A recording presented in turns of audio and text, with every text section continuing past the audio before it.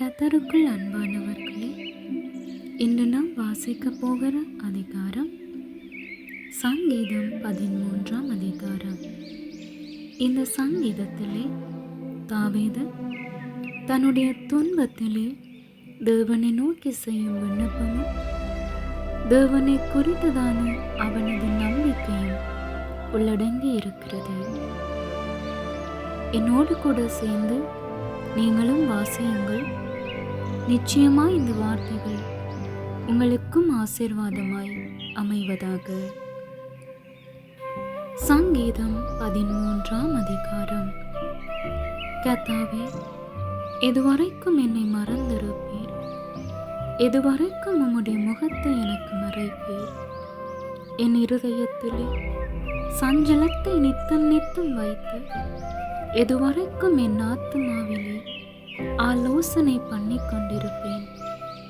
எதுவரைக்கும் என் சத்துரு என் மேல் தன்னை உயர்த்துவான்?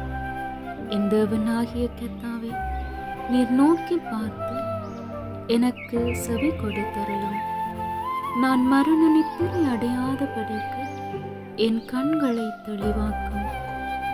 அவனை மேற்கொண்டேன் என்று என் பகைஞன் சொல்லாதபடிக்கும் நான் தள்ளாடுகிறதினால் என் சத்துருக்கள் களி கூறாதபடிக்கும் இப்படி செய்தருளும். நான் உம்முடைய கிருபையின் மேல் நம்பிக்கையாயிருக்கிறேன்.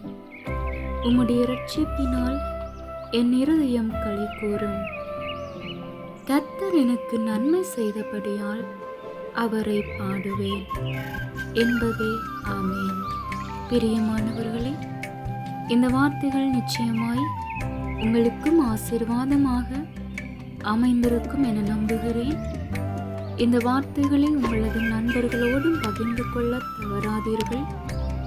ஏதேனும் ஜெப குறிப்புகள் உங்களுக்கு இருந்தால் தெரியப்படுத்துங்கள். எங்களது குழுவினர் உங்களுக்காக ஜெபிக்க ஆயத்தமாய் இருக்கிறார்கள்.